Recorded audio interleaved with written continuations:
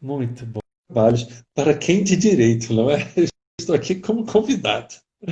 Roberto, meu querido, eu já lhe convidei, aguardando então que você se faça presente. Salve! Boa Como vai? noite, meu Tudo querido. bem?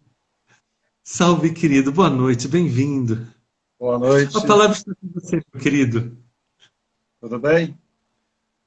Você que Graças a manda Deus. aí.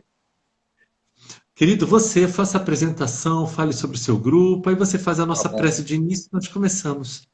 tá bem. Bom, rapidinho, para não tomar o tempo, porque no Instagram o tempo é limitado, né? Nós somos esse grupo que envolve pessoas dos Estados Unidos e aqui do Brasil. É um grupo de estudo, por enquanto é um grupo fechado, e nós estudamos todo dia, às 20 horas, a doutrina espírita. Cada dia é um assunto diferente, uma obra diferente. Então, você conhece a Maria Ávila, de Boston, que é quem te conhece, né? Que fez o contato. E temos, então, o pessoal de Boston, de Las Vegas e também de Orlando. E aqui no Brasil, basicamente, todo mundo é do Rio. Tá? O nome do grupo é Ponto de Luz, mas é esse grupo de estudo.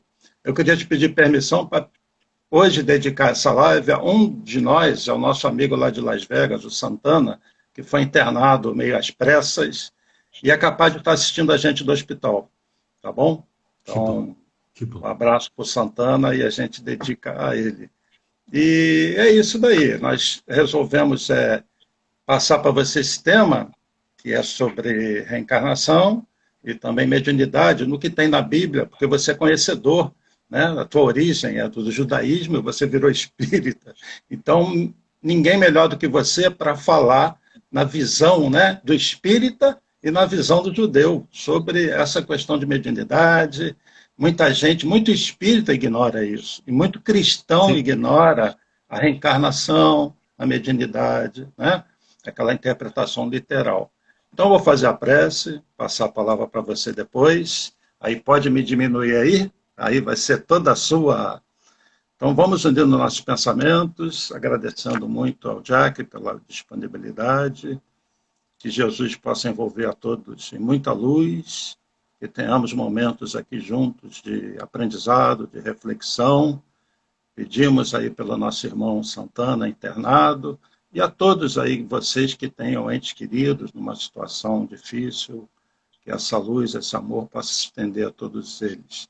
Então, agradecemos muito por esse momento, que ele possa se repetir, que Jesus inspire nosso irmão Jack e agradecemos de coração por essa disponibilidade.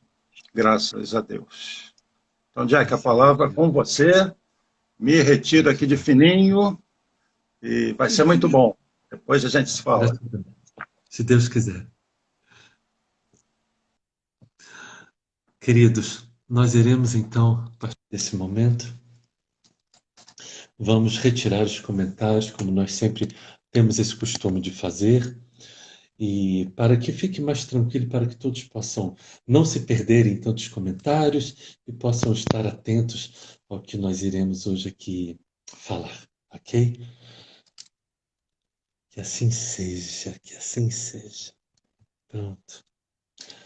Queridos, antes de mais nada, nosso agradecimento a esses irmãos queridos dos Estados Unidos pela oportunidade, pelo convite de trabalho com Cristo. É um tema extremamente complexo e delicado e confesso que eu farei o meu melhor para em uma hora nós falarmos sobre ao menos os pontos principais. Inclusive, eu estou com um roteiro aqui na minha frente, que é algo basicamente nunca ocorre, mas eu fiz um roteiro para que eu não possa deixar nenhuma informação importante de lado. Como nosso irmão Roberto falou, sim, a minha origem, eu sou de origem judaica, meu pai é israelense, meu pai é rabino, então, portanto, eu sou judeu de nascença, eu fui alfabetizado no português e no hebraico ao mesmo tempo. O Antigo Testamento, aquilo que as pessoas chamam de Antigo Testamento, eu estudei no original em hebraico. Quiseram que eu fosse igualmente um rabino, mas isso já é uma outra história. Então vamos falar hoje um pouco sobre mediunidade e reencarnação na Bíblia como um todo.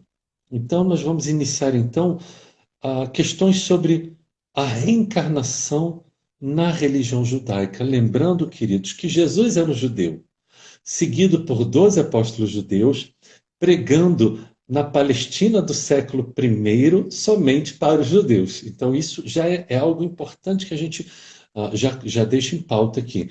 Aquele que vai pregar para as pessoas que não eram judias, ou seja, os gentios, que eram geralmente gregos e romanos, seriam pagãos e idólatras, a primeira pessoa que vai efetivamente fazer isso é o nosso irmão Paulo de Tarso, ok? Então, sobre a reencarnação no judaísmo, por incrível que possa parecer, sim, a maioria das pessoas desconhece esse fato, mas a religião de Jesus, o judeu, ela acredita na reencarnação. No entanto, o judaísmo é uma religião extremamente complexa e ela acredita na reencarnação, na ressurreição dos mortos e igualmente na mentempsicose.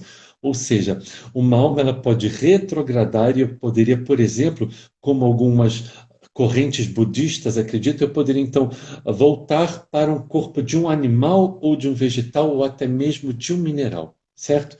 Então, hoje nós vamos fazer muito uso de vários livros, e vamos iniciar com a Bíblia de Jerusalém. Então, vamos primeiramente, para quem quer comprar uma boa Bíblia de estudo, eu sempre considero a Bíblia de Jerusalém, que contém o Antigo e o Novo Testamento. Bíblia de Jerusalém, ela é uma Bíblia católica, mas ela em certos pontos consegue ser bastante isenta. Então, sem dúvida alguma, é uma Bíblia muito boa. E nós vamos iniciar então sobre o conceito de ressurreição. Vamos narrar somente 3 passagens de 3 profetas falando sobre ressurreição. A primeira delas, sem dúvida, a mais importante. As 3 são muito importantes, mas a mais considerada, o profeta Daniel, capítulo 12, versículo 2, em que ele vai dizer sobre a ressurreição. E muitos dos que dormem no solo poeirento acordarão, uns para a vida eterna e outros para o opróbrio, para o horror eterno. Então ele diz aqui, muitos dos que dormem no solo poeirento acordarão. Precisamos entender que nós não podemos ler passagens como um espírita do século XXI, mas sim como alguém lá do século I, como um judeu do século I, iria entender como até hoje, nas correntes judaicas, é entendido. Aqui ele está falando, dormem no solo poeirento acordarão. Ele está se referindo à ressurreição dos mortos, sim, queridos, ok? Ou seja, de alguma forma, aquele morto que estava ali, já virou cinza, já virou história, já está ali morto, desencarnado há séculos, de alguma forma vai ressuscitar. De Daniel, nós passamos para o livro de Ezequiel. Ezequiel capítulo 37, também uma passagem muito conhecida, capítulo 37, versículo 1, em que ele diz que havia um vale cheio de ossos, e no versículo 5, assim fala o Senhor Yahvé a esses ossos, eis que vou fazer com que sejais penetrados pelo Espírito e vivereis. Então, de novo, nós vamos ver aqui com bastante clareza, sim, está falando de ressurreição dos mortos, assim como os cristãos, em sua maioria, hoje entendem. Sim, é a ressurreição dos mortos. Está dizendo que os mortos é um vale de ossos e ele vai assoprar de alguma forma. Ruach é o Espírito de Deus, que também pode ser traduzido por vento. Jesus vai fazer esse jogo de palavras. Talvez a gente fale sobre isso se der tempo. Então está dizendo que essas pessoas que já estavam mortas, ele vai soprar nesses ossos e essas pessoas reviverão. Então é uma outra passagem que são as 3 passagens principais de todo o Antigo Testamento, é considerado sobre a questão da ressurreição literal. Vamos entender que é literal. E a última passagem, livro de Isaías, capítulo 26, versículo 19. Olha o que está dizendo. Os teus mortos tornarão a viver. Podia ser reencarnação, se a gente não lê o versículo todo. Os teus mortos tornarão a viver. Os teus cadáveres ressurgirão. Desperta e canta, vós o que habitais o pó. Então, são as 3 passagens, queridos, que teologicamente falando, elas são reconhecidas tanto por cristãos quanto por judeus, ou seja, antes dos cristãos, os judeus já viam estas 3 passagens como entendimento como, sim, sem dúvida alguma, ressurreição literal. E é claro que esse é um conceito complexo. Por quê? Precisamos entender o seguinte. Os espíritas, eles possuem uma fé raciocinada, não é isso? O Evangelho segundo o Espiritismo, capítulo 19, tem 7. Fé inabalável só é aquela que pode enfrentar a razão frente a frente em todas as épocas da humanidade. Mas aqui, nessas três passagens, Daniel, Ezequiel e Isaías, a gente não está falando sobre razão, queridos. Nós estamos falando sobre fé. É uma coisa bastante diferente. Precisamos entender que se você chega para uma dessas pessoas, seja judeu ou cristão, e fala assim, mas isso não tem cabimento, isso é irracional, essa pessoa ela já morreu há 1000 anos, toda a matéria já foi decomposta, transformada, reaproveitada. O que essa pessoa vai lhe responder é muito simples. Ela vai falar assim, para Deus tudo é possível. Ou será que você é Deus para dizer o que é possível ou não para Deus? E é simples. E aí termina a conversa. Então precisamos entender, o conceito de ressurreição não é conceito racional, é um conceito de fé, um conceito teológico. É a tua ligação com Deus. E para essas pessoas são simplesmente assim, a pessoa vai dizer, escuta, Deus criou o universo. Para Deus tudo é possível. Deus é Deus. Então ele pode fazer o que ele quiser. E talvez você racionalmente possa falar, mas Deus não derrogaria as leis próprias que ele produziu. E a pessoa vai te responder, mas você é Deus para responder por ele? Então, o conceito de ressurreição no judaísmo precisamos entender. Sim, ele existe. Todo judeu ele acredita na ressurreição em um final dos tempos, quando houver um julgamento final, que é exatamente o conceito que existe também dentro do cristianismo. Então, que no final dos tempos vai haver essa ressurreição, e é literal. É importante que a gente entenda. Para nós termos uma ideia, o maior, digamos assim, o maior teólogo, o maior rabino judeu, depois de Moisés, que foi aquele que fala com Deus, que retira o povo judeu do Egito, depois dele foi um homem chamado Maimônides. Maimônides ele viveu no século XII e ele escreveu alguns livros. Um deles era sobre os 13 princípios e os 13 conceitos de quem é judeu. Então ele vai elaborar 13, como se fossem 13 dogmas, um credo de fé, 13 dogmas do judaísmo. E o 13º, estou aqui com o livro Quem é Judeu, de Maimônides, e aqui o 13º conceito é um conceito, deixa eu pegar aqui onde ele inicia. Assim que eu achar. É na próxima. Onde está, que eu não estou achando? Aqui. 13º princípio, a ressurreição dos mortos. O princípio da ressurreição é um dos fundamentais naturais de Moisés, nosso mestre. Não há fé judaica, nem aderência à fé judaica para alguém que não acredita nisso, ou seja, na ressurreição. Mais à frente ele vai dizer sobre o conceito de ressurreição que não há necessidade de se alongar, por ser um princípio estabelecido e aceito por todos os sábios de Deus, e que a ressurreição, olha o que ele vai dizer agora, se enquadra nos eventos milagrosos e não em fenômenos naturais que podem ser estabelecidos pela lógica. Então vejam, é o segundo maior sábio da história do judaísmo, o primeiro foi Moisés, ele está falando assim, não é uma questão de razão. Lembrando que Maimônides ele seguia muitos princípios fundamentais de Aristóteles, mas aqui ele fala, não é uma questão que se baseia na lógica, na razão, ele fala, são eventos milagrosos e não em fenômenos naturais que podem ser estabelecidos pela lógica. Portanto, adentramos então a questão da ressurreição dentro do judaísmo. Mas agora vamos para outra questão. Reencarnação. A reencarnação dentro do judaísmo. Para nós vermos como o judaísmo é uma religião complexa. Ele acredita em ressurreição, reencarnação e metempsicose. Já falamos sobre ressurreição, vamos falar agora sobre reencarnação.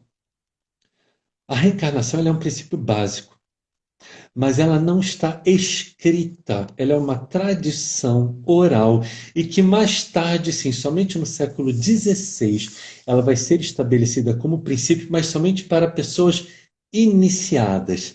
E vamos falar a seguir um pouco mais sobre isso. Dentro do judaísmo, vamos falar sobre. Dentro do catolicismo, nós temos o Vaticano hoje em dia, não é verdade? Então, na verdade, desde o século IV, mais ou menos, a instituição do Vaticano ela já existe. E dentro do judaísmo, nós também temos, como se fosse um Vaticano. Ele é chamado de Beit Chabad.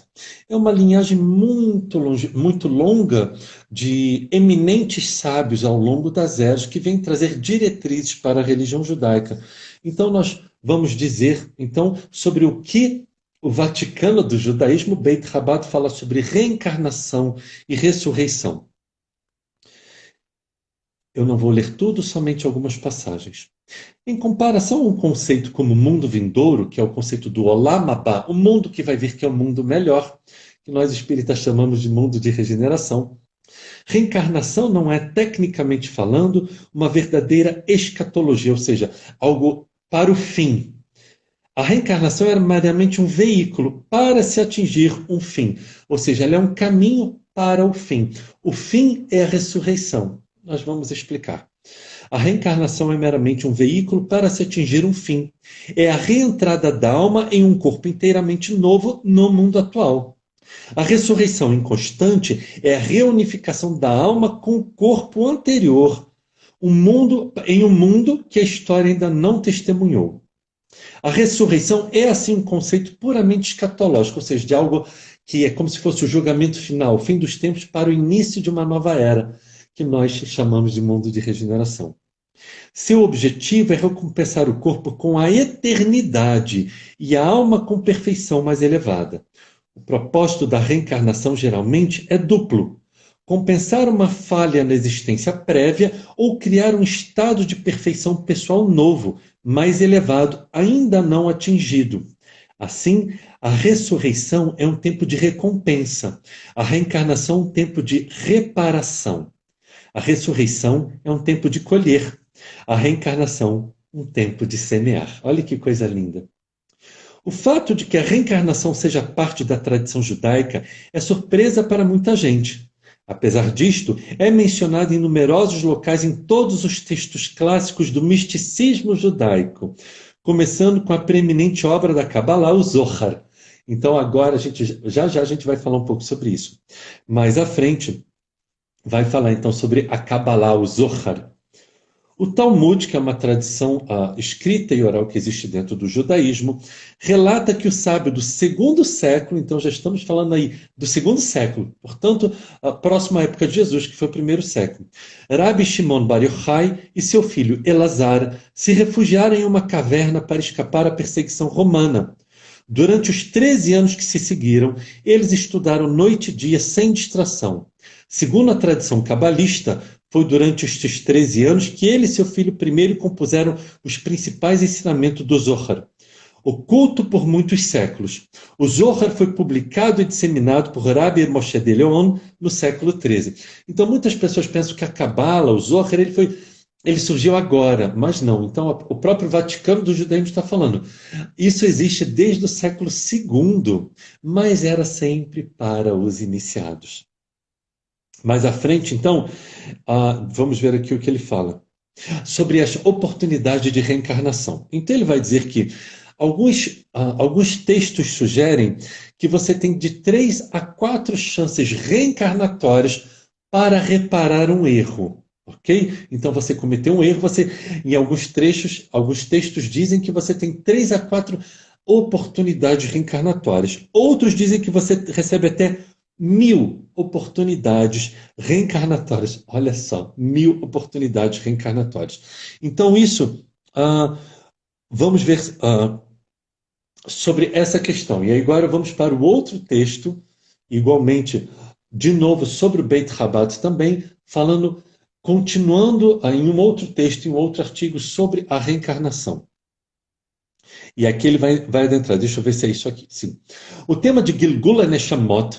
Gilgul, reencarnação. Neshamot é o plural de Neshama, alma. Então, Gilgul quer dizer reencarnação. Ressurreição quer dizer cume. Já a gente vai falar sobre isso. Então, ressurreição é cume, a reencarnação é Gilgul, Neshama, alma, Neshamot, almas. Então, o tema de Gilgula Neshamot, a reencarnação das almas, não é mencionado explicitamente na Torá, ou seja, no Pentateuco do Antigo Testamento. No Zohar, por outro lado, ou seja, na Kabbalah, os segredos da reencarnação são discutidos exaustivamente. São então mais detalhados pelo Rabbi Yitzhak Luria, e aí já no século XVI, em um livro dedicado a esse assunto, Sha'ar Gilgulim, o Portal das Reencarnações, que nós o temos aqui em português, Portal das Reencarnações. Para quem quiser comprar, está à venda na internet, mas por favor entenda. Nem tudo que está ali você vai entender, e é simples assim, ok? Lembrando, queridos, que não precisam ficar agoniados de querer anotar, porque assim que terminar o nosso vídeo, eu vou baixar ele no IGTV, então vai ficar aqui no Instagram e posteriormente irei colocá-lo no YouTube também. No meu canal do YouTube, Jack Darsa, vai estar em uma das playlists intitulada Cristianismo, será colocada lá como palestra, então depois é só você ir lá e buscar, ok? Não precisa ficar anotando nessa angústia. Então, vai dizer, olha agora uma explicação muito interessante. Os segredos da reencarnação são discutíveis, sim, no livro Sha'ar Gilgulim. Há uma razão para não encontrarmos qualquer menção explícita de reencarnação no Tanar, nos livros judaicos, e somente encontramos por meio de insinuações e pistas. Olha o que eles dizem. Deus deseja que o homem seja completamente livre para fazer aquilo que deseja, para que possa ser totalmente responsável por suas ações. Se alguém soubesse explicitamente que com certeza reencarnaria se deixasse de retificar suas ações, poderia permanecer indiferente e apático. Poderia deixar de fazer todo o possível para acelerar sua evolução pessoal. Acreditando que não poderia ter qualquer influência no curso de sua vida, talvez renunciasse a toda a responsabilidade e deixasse tudo nas mãos do destino. Olhem que coisa interessante, queridos. Vejam que aqui, e efetivamente, se você for numa sinagoga, você não vai ver ninguém falando sobre reencarnação. Eles vão ler sobre a Torá, vão falar sobre a passagem semanal que eles estão estudando, sobre a história do povo judeu, mas eles não falam sobre reencarnação. E a explicação está aqui. Tanto que muitos judeus, se você falar para um judeu, eu já estive em um debate teológico uma vez, representando o espiritismo, e na época havia uma pessoa representando o judaísmo. E essa pessoa não sabia sobre a reencarnação. Ela não era uma pessoa, essa pessoa não era uma pessoa religiosa, porque se fosse, ela saberia, mas ela estava ali representando o judaísmo. Ela não sabia. Então estávamos eu representando o judaísmo, haviam pessoas representando a igreja evangélica, o protestante, o catolicismo, as religiões de matriz africana, o judaísmo, o islamismo, e essa pessoa ela não sabia. Para a gente ver. Então isso é somente para quem resolve adentrar mais profundamente estudos teológicos dentro do judaísmo, que hoje em dia essas informações estão aí para quem quiser, para quem quiser. Vamos ver? Sim. Agora, aqui no final desse texto, ele fala uma outra coisa bem interessante. Ele vai falar que Moisés foi a reencarnação de Abel, de Caim ou de Abel? De Abel. Moisés foi a reencarnação de Abel. Os dois primeiros filhos de Adão, Caim e Abel, Caim mata Abel. E aqui está dizendo nesse texto que Moisés foi a reencarnação de Abel, que foi o primeiro filho, né, de acordo com a tradição judaica. Não vou usar aqui a palavra mitologia judaica, porque para eles não é mitologia. Então, filho de Adão e Eva, que foi Caim e Abel, Moisés teria sido então a reencarnação de Abel. E agora, então, nesse mesmo texto, eles vão adentrar o campo da metempsicose. Se lembrem que há pouco eu falei que dependendo do erro, segundo alguns textos, a pessoa tem 3 a 4 oportunidades reencarnatórias, segundo outros textos, outros entendimentos, mais de 1000. Olha o que ele está dizendo aqui. Num ser humano, vamos ver aqui. A alma no ser humano, ela é chamada de Neshama. A alma dos animais, que no judaísmo também acredito que os animais têm alma, ela é chamada, e assim como nos vegetais, ela é chamada de Nefesh. Então o que vai dizendo aqui, uma alma humana pode também encarnar nestas formas inferiores, ou seja, no reino mineral, vegetal ou animal, como punição por seus pecados. Inshara Gilgulim, esse livro, Portal das Reencarnações, traz inúmeros exemplos destas encarnações, nas quais a alma de uma pessoa que praticou o mal deliberadamente, dependendo da gravidade do pecado, entra em várias formas de matéria inerte, mineral ou orgânica, ou em animais, ou seja, mineral, vegetal ou animal. Somente após uma jornada longa e árdua, tal alma pode voltar a ser reencarnada como ser humano novamente e, por fim, tornar-se purificado o suficiente para retornar à sua fonte. Então, vemos aqui os conceitos, então, judaicos de, deixa eu ligar de novo aqui o cronômetro, de ressurreição, reencarnação e metempsicose, para nós vermos como é complexo. Lembrando que a reencarnação e a mentempsicose são meios para o fim, que é a ressurreição dos mortos, e que é dito, segundo a teologia judaica, que todas as almas viverão para sempre. E aí você pode se perguntar, não, mas espera aí, se eu já habitei 10 corpos, na ressurreição, qual corpo que vai ressuscitar, então? Excelente pergunta. Também é dito que na ressurreição dos mortos será o seu corpo que mais tiver evoluído. E isso nos leva, então, a uma questão lógica, que provavelmente, então, será a sua última vida, onde você, espiritualmente falando, é um ser mais evoluído, então, seria no seu último corpo. Portanto, todos os outros corpos que você ocupou, como foi a mesma alma, eles não vão ressuscitar, ok? Então, sempre é do último corpo. É porque, senão, a própria estatística matemática nos diz que em toda a história da humanidade conhecida, e não vou adentrar o campo da história da humanidade não conhecida, que não é o nosso foco aqui hoje, aproximadamente já estiveram no planeta Terra 100 bilhões de pessoas. 100 bilhões de pessoas. Portanto, se fosse o conceito de ressurreição para ressuscitar 100 bilhões de almas, não teria como ocupar o planeta Terra, creio eu, né? Acho que não. Então, é dessa forma. Então, o que vai ressuscitar é o corpo que mais evoluiu espiritualmente, ok? Vamos ver aqui. Lembrando, Gilgul é reencarnação em hebraico. Ressurreição em hebraico é kumi, que na verdade quer dizer exatamente levantar. Em Marcos capítulo 5, versículos 39 a 41, existe uma famosa passagem em que Jesus vai curar a filha de um principal da sinagoga, chamada de Jairo, e ele chega lá e fala, não, ela não está morta, ela somente dorme. E ele fala, Talita cumi. E Talita, é curioso que muitas pessoas pensam que é o nome da menina. Não, Talita quer dizer menina ou garota em hebraico. Talid, Yeled, menino ou garoto, e Talita, menina ou garota. Muitas pessoas têm esse nome, que é um nome muito bonito, mas a tradução para o hebraico quer dizer menina ou garota. Então ele fala Talita Kumi. Então Kumi quer dizer erguer-se, voltar à vida. Entendem? Então são conceitos diferentes. Vamos a uma outra questão sobre a reencarnação. É tanto assunto, gente, é tanto. E lembrando que o que esse resumo aqui é resumo. Tá? Eu não adentrei em campos mais profundos, nem da Cabala, porque não ia dar certo, nem no Novo Testamento, nem no Antigo Testamento, em várias outras questões. Então vamos agora a uma outra questão. E no Novo Testamento, a gente tem alguma coisa sobre reencarnação? Falamos até agora do Antigo Testamento. Nós vamos ver que no tempo de Jesus existiam várias seitas judaicas. Então, as principais seriam os fariseus, os saduceus, os essênios, os nazarenos e depois os cristãos.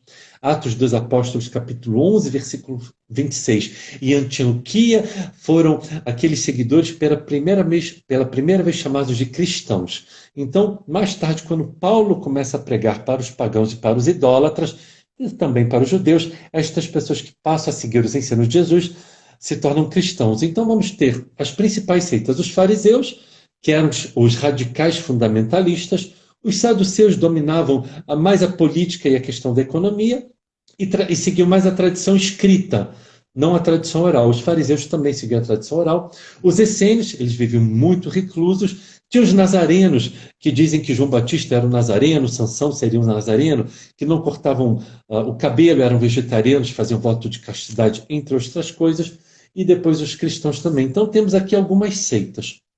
Os fariseus, a principal diferença entre as duas principais seitas fariseus e saduceus, era que os fariseus eles acreditavam em duas questões: na vida do mundo espiritual e na reencarnação. Os saduceus não.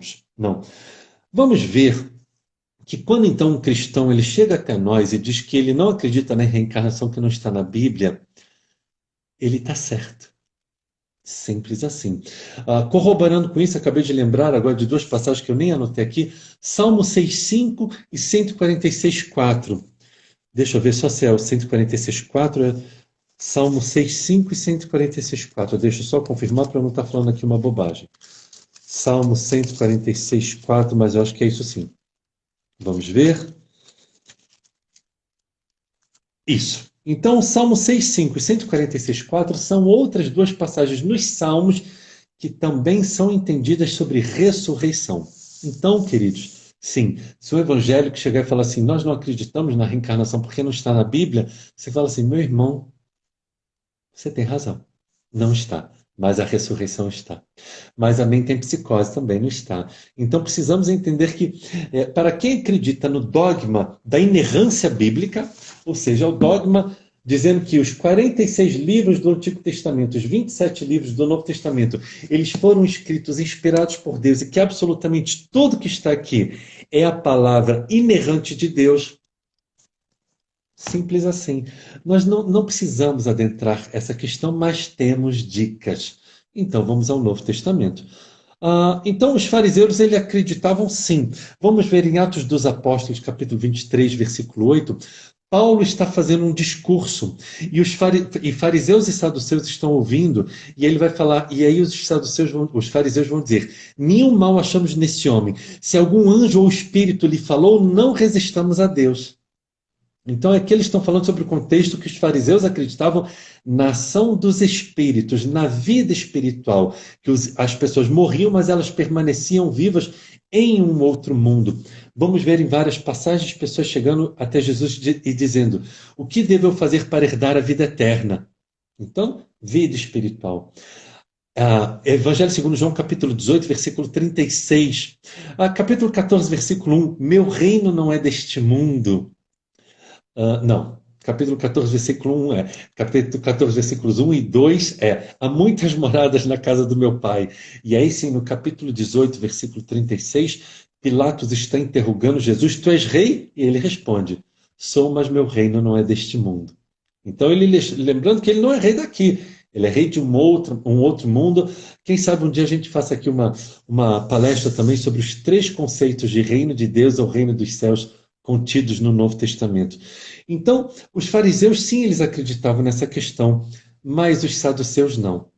Nós vamos ver nos escritos de Flávio Joséfo, que foi um fariseu do século I, ele foi um dos generais que comandou a rebelião contra os romanos no ano aproximadamente de 70, e ele vai escrever alguns livros. Em um de seus livros, ele vai narrar a crença dos fariseus na reencarnação, ou seja, era um conceito que não surge no século II, como a gente leu. Antes já existia, somente que no século II esse conceito é colocado no papel. Mas existe uma questão. Evangelho segundo João, capítulo 3, versículos 1 a 12, e algumas outras passagens. Eu estou achando que não vai dar para falar tudo. Vamos tentar. Então, sobre a reencarnação. Então, existe a famosa passagem com Nicodemos. Evangelho segundo João, capítulo 3, versículo 3, Nicodemos vai dizer: o que devo eu fazer para herdar a vida eterna? E Jesus vai responder: em verdade vos digo que é necessário que o homem nasça de novo para adentrar no reino dos céus, ao reino de Deus. E Nicodemos, que era um doutor da lei, era um fariseu, ele fala: como eu, sendo velho, poderei adentrar o ventre de minha mãe?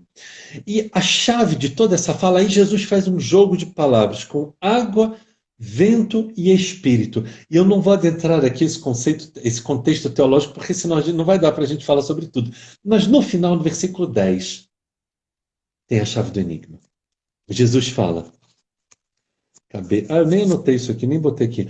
Enfim, no versículo 10 ele vai dizer o seguinte. Está aqui. Tu és mestre em Israel e não sabes dessas coisas? Queridos, a chave de toda essa fala está aqui. Tu és mestre em Israel e não sabes dessas coisas? A reencarnação ela existia no templo de Jesus, mas somente para os iniciados do templo de Jerusalém, para os fariseus, para os doutores da lei. Esse é um ponto. E no livro Boa Nova, no capítulo 14, vem a ratificação, a confirmação do que eu estou lhes dizendo. Capítulo 14, livro Boa Nova, de Chico, e o capítulo 14, o título é Lição a Nicodemos. E vamos ver que essa conversa Jesus está tendo com Nicodemos, em particular de noite, escondido, mas Tiago e André estão juntos. E aí Jesus então vai falar sobre a reencarnação. E aí Tiago ele fala assim, gente, a gente tem que falar isso para todo mundo. Olhem o que Jesus vai dizer. Será que não compreendeste? Pois se um doutor da lei saiu daqui sem que eu lhe pudesse explicar toda a verdade, como queres que proceda de modo contrário para com a compreensão simplista do espírito popular? Acaso alguém constrói uma casa iniciando pelo teto, o trabalho? Além disso, mandarei mais tarde o Consolador, a fim de esclarecer e dilatar os meus ensinos. Então aqui está dito, para quem tiver em dúvida, queridos, não. Jesus não pregou sobre a reencarnação. Para quem estiver ainda mais em dúvida e não acreditando, livro A Gênese, capítulo 17, item 46. A grande e importante lei da reencarnação foi um dos pontos capitais que Jesus não pôde desenvolver, porque os homens do seu tempo não se achavam suficientemente preparados. Então, ele conversava com as pessoas por parábolas e as pessoas não entendiam. Como é que. É por isso que ele vai falar para Nicodemos: como queres que eu te fale sobre as coisas do céu se não entende das coisas da terra? Esse é o ponto. As pessoas não estavam ainda preparadas. E agora vamos falar sobre uma outra questão também delicada, muito mal entendida dentro do Espiritismo. João Batista era a reencarnação de Elias. João Batista era a reencarnação de Elias, pessoal? Era. Mas os judeus do século I entendiam isso? Boa pergunta. No Evangelho segundo o Espiritismo, capítulo 4, item 4, o título é Ressurreição e Reencarnação, Kardec vai dizer que esses dois conceitos os judeus não entendiam corretamente. E é verdade, porque somente os doutores do templo faziam esse estudo mais aprofundado. Não era dado para a massa popular conhecer esses conceitos. Então nós vamos ver Mateus capítulo 11, versículos 11 a 14, Mateus capítulo 17, versículos 10 a 13, e vai falar: em verdade vos digo que João Batista já veio e ninguém o reconheceu. Então os discípulos entenderam que ele estava falando de Elias. A grande questão é que, para você falar isso para um judeu do século I, talvez ele não vai entender sobre como nós entendemos que Elias era a reencarnação que João Batista era a reencarnação de Elias. Por isso que é importante a gente estudar. E a chave também está lá em Lucas capítulo 1, versículo 17. Vamos ver o que está dizendo, bem no início, sobre Elias. E irá diante dele no espírito e virtude de Elias, para converter os corações dos pais aos filhos. Ou seja, no espírito e virtude de Elias. Aí a gente tem que ir lá no livro de 2 Reis. Vejam como é complexo. Mas depois está tudo aqui gravado. É só voltar e vocês verem, tá? Livro de 2 Reis, vamos ver. O segundo livro de Reis, capítulo 2, está falando sobre a morte de Elias. Está exatamente falando sobre a morte de Elias. E Elias tinha um seguidor principal. Seu seguidor principal era Eliseu. Vamos ver o que está escrito no segundo livro de Reis, capítulo 2, versículo 9. Elias ele sabe que ele vai ser arrebatado para os céus, porque Elias, segundo a teologia judaica, ele não morre. Ele pergunta para Eliseu: olha, se você tem alguma coisa para me pedir, pede agora. O momento é agora. E Eliseu pede. Versículo 9, segunda carta de Reis, capítulo 2. Que me seja dada uma dupla porção do teu espírito. Porque Elias, ele era um grande profeta, considerado o maior profeta do judaísmo. Ele fala: eu quero ter o dobro da porção do teu espírito. E a chave está no versículo 15. Elias, então, é arrebatado ao céu e logo a seguir Eliseu começa a fazer grandes milagres. Olha o que está escrito, segunda carta de Reis, capítulo 2, versículo 15. O espírito de Elias repousa sobre Eliseu. Então vejam que não está dizendo que Eliseu, de repente, seria a reencarnação de Elias. Não, porque eles são do mesmo tempo. E é o que está escrito aqui em Lucas capítulo 1, versículo 17. Andava no espírito e virtude de Elias. Então, no contexto que os judeus entendiam, era o mesmo contexto de Eliseu. Eliseu estava para Elias, assim como João Batista estava para Elias. Era algo como, num sentido espírita, dizendo, era como se nós disséssemos que o espírito de Joana de Ângeles repousa sobre Divaldo, o espírito de Emmanuel repousava sobre Chico. Algo nesse sentido, mas não querendo dizer reencarnação. Vejam, eu não estou dizendo que não é. Eu estou dizendo que, teologicamente falando, de acordo com a Bíblia, no entendimento de um judeu do século I, ele iria se apoiar nessa questão, tanto que no Novo Testamento está falando, ele andava no espírito e virtude de Elias. E na segunda carta de Reis, que é do Antigo Testamento, explica o que isso quer dizer. É por isso que teologia é algo tão intrincado. Porque você tem que fazer ligações. Não adianta você ler só uma coisa. Você tem que ler essa coisa, mas saber lembrar onde em outros lugares estão escritos e aí você formar. É exatamente o estudo da crítica textual, tanto do Novo Testamento quanto do Antigo Testamento. Agora, tem uma passagem no Novo Testamento que essa passagem ela fica engasgada em todas as pessoas católicas, evangélicas, protestantes que não acreditam em reencarnação. Evangelho segundo João, capítulo 9, versículo 1. A famosa passagem do cego de nascença. Vamos ver aqui. João, capítulo 9, versículo 1.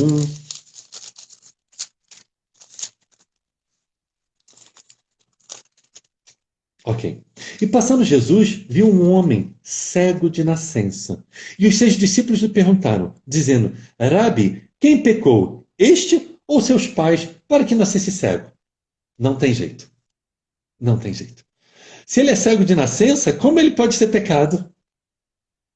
Ok? Então vamos ver essa passagem, João capítulo 9, versículo 1, não tem jeito. Aqui sim, mas vamos entender então que Jesus, ele era algo que os apóstolos, de alguma forma, sabiam, mas ele não falava para a massa popular.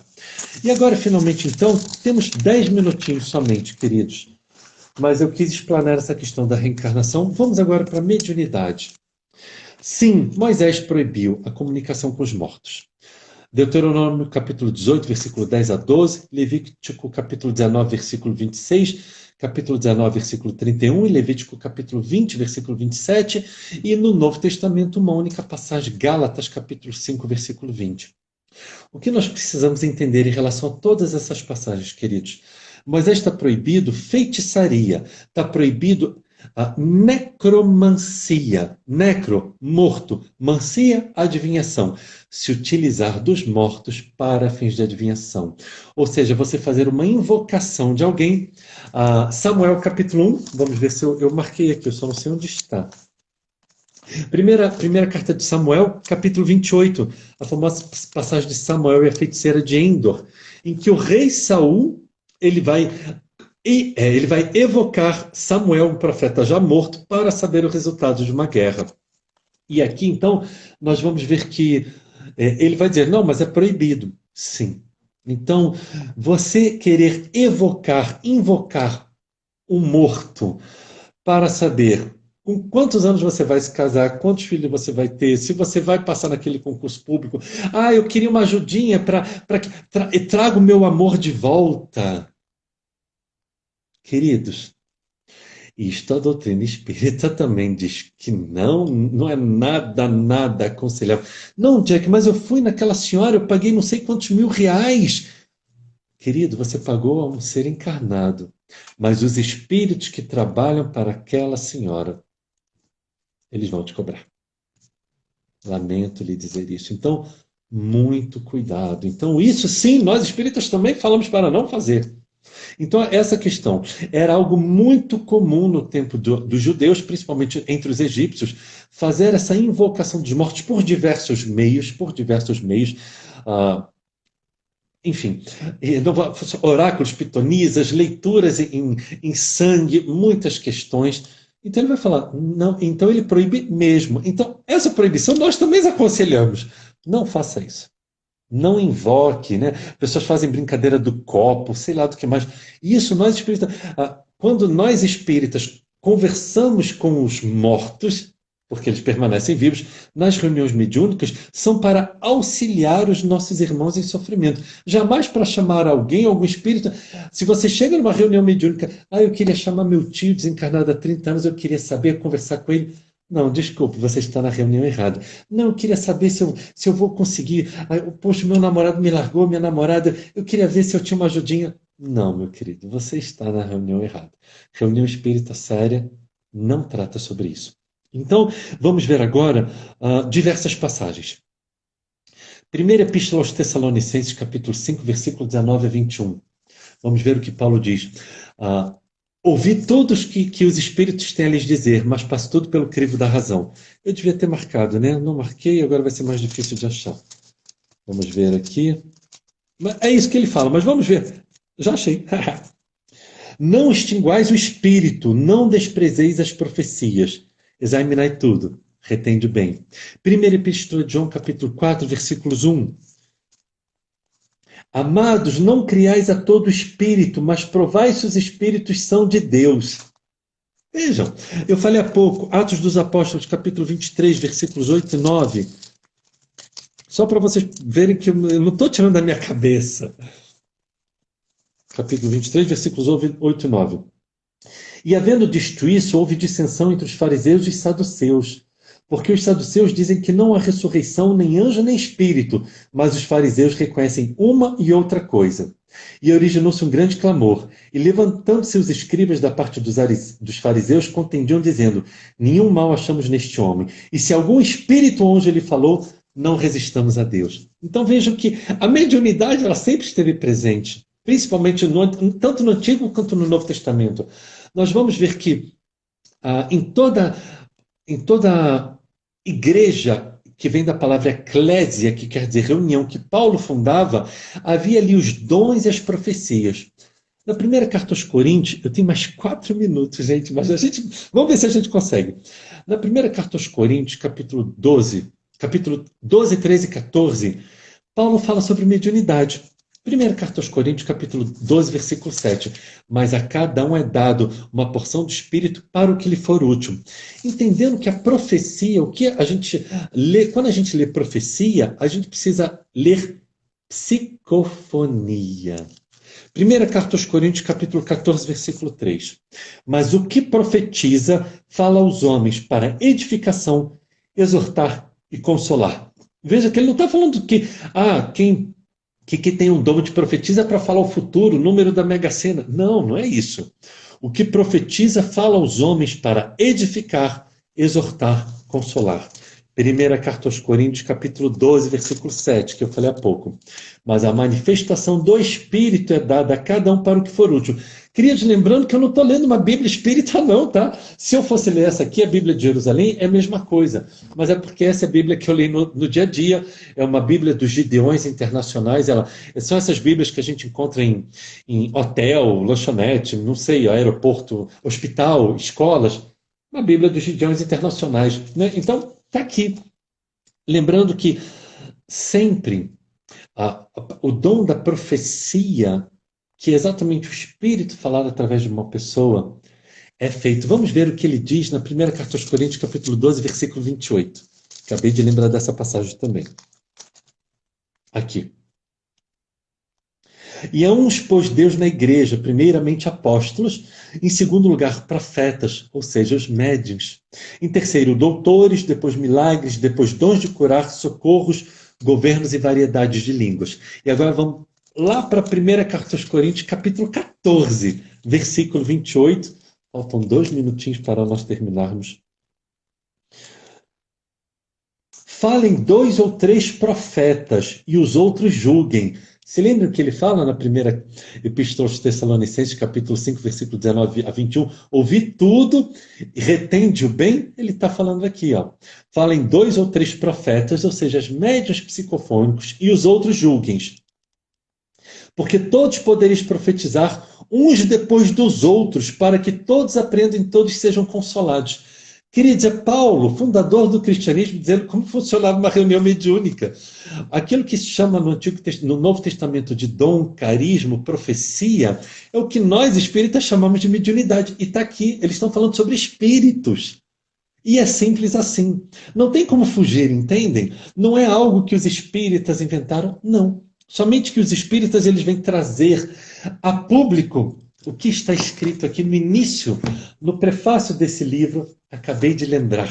No prefácio do livro, olha o que está escrito. Infelizmente, a reencarnação é um dos assuntos que foram banidos de nossa civilização por muitos séculos. O assunto da reencarnação explica as leis universais que governam o destino de toda a humanidade, sem diferenciação de raça ou nacionalidade.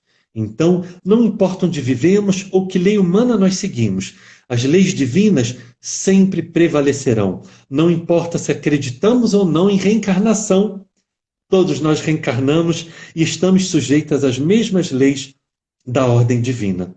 Aceitar as leis da reencarnação pode nos ajudar a aceitar o fato de que nosso destino está entrelaçado com o destino de outras pessoas. E mais importante, que o nosso bem-estar depende do bem-estar do outro. Queridos, Portal da Reencarnação, um livro de teologia profunda judaica, do Zohar, da Cabala judaica. Então, aqui estamos, finalizando. Tínhamos ainda mais algumas coisas para falar, mas não vai dar tempo. No livro de Números, por exemplo, capítulo 11, versículo 24 a 30, fala sobre os 70 profetas que profetizavam junto a Moisés. Era o conselho dos 70. E tinham Eldad e Medad que profetizavam fora. E que Moisés fala, poxa, quem dera que todas as pessoas profetizassem como eles dois. Está lá aqui no livro de Números, capítulo 11. Queridos, basicamente era isso que nós teríamos a falar hoje. Faltam 4 minutos e meio. Eu vou passar a palavra de volta ao nosso irmão Roberto. Peço perdão caso eu não tenha sido claro o suficiente. Vai ficar de novo, lembrando, ficará agora, assim que terminar, 5 minutos depois, já vai estar disponível no IGTV, aqui do Instagram, e daqui a alguns dias estará também disponível no meu canal do YouTube, Jack Darsa, na playlist Jack Darsa Cristianismo. Gratidão a todos. Meu irmão Roberto, meu irmão Roberto, acabei de ativar novamente os comentários. Peço a você então que digite aqui um oi para que eu possa lhe passar a palavra, para que você possa fazer o encerramento então de nosso estudo, meu querido irmão Roberto. Cíntia, Silva, Souza, Adriana, aguardando. Gratidão, gratidão, minha querida Maria Ávila, gratidão. Ana Rúbia, Catarina, Cristina, Rosânia, Roberto, aguardando você, meu irmão. Opa, pronto. Nosso irmão Roberto. Vamos passar então a palavra para o nosso irmão Roberto, queridos, para que possamos encerrar. Temos ainda 10 minutos. Meu irmão Roberto, é com você, querido. Poxa, Jack, que aula, que maravilhoso que foi. Todo espírita, católico, evangélico deveria ouvir isso, né? Porque se faz muita confusão nas interpretações e muita gente quer pegar coisas do Velho Testamento e não entende a maneira de pensar, o que está envolvido ali por trás, é bastante complexo, né? Tanto que os Sim. judeus estudam, né? Mas queria te agradecer muito, de coração, tá bom? Com certeza muito útil para todo mundo, para quem estiver assistindo, e eu acredito que temos muito que estudar ainda, né? Mas aquela história, a teoria serve para a gente colocar em prática a lei de amor. Então, que a gente tenha que arregaçar as mangas, né? Agora, a divulgação disso é o que leva à reflexão, é caridade moral. Então, parabéns pelo conhecimento, pelo trabalho. Estamos juntos. E quando quiser aparecer lá no Ponto de Luz para bater um papo descontraído, tem o Santana é muito bom para isso, você vai rir muito com ele. Então, é que a gente quer agradecer a você, tá bom? Eu te repasso o minuto final que tiver aí. Um grande abraço, obrigado a todos que estão nos assistindo, tá? E que Jesus envolva todos em muita luz. Eu te repasso aí, nem sei quanto tempo a gente tem. Temos Abraço. 1 minuto e meio. Um abraço, É gratidão. seu, é Queridos, seu. gratidão então a todos. Amanhã temos nosso estudo de Joana de Ângeles, amanhã às 20 horas. Já já vou botar a programação. Vamos então, convido a todos, todos juntos, queridos. Falta 1 minuto e 15. Todos juntos. Façamos todos juntos, queridos, a oração que Jesus nos ensinou. Pai nosso, que estais no céu, santificado seja o teu nome. Venha a nós o teu reino. E seja feita a tua vontade, Pai, assim na terra como no céu. O pão nosso de cada dia nos dai hoje. E perdoa, Pai, as nossas ofensas, assim como nós perdoamos a quem nos tem ofendido. E não nos deixeis cair em tentação, mas livra-nos de todo mal. Em nome de Deus, nosso Pai, em nome de Jesus, nosso Mestre, em nome dos amigos espirituais que nos acompanharam neste trabalho, nós damos então por encerrado o nosso estudo da noite de hoje, rendendo graças a Deus e graças a Ti, Mestre Jesus. Que assim seja, que assim seja. Queridos, a paz que existe em mim, eu desejo, eu dedico a cada um de vocês. Gratidão imensa pela oportunidade que vocês nos deram de estarmos aqui com vocês mais uma vez. Eu vejo curiosamente que já passou da 1 hora, mas curiosamente continuamos aqui. Deve ter havido alguma coisa no Instagram, talvez ele esteja permitindo ficar mais tempo e seja algo que nós desconhecemos, mas por hoje é só. Nos encontramos então amanhã. Muita paz, muita paz, muita paz. Gratidão, queridos. Fiquem com Deus.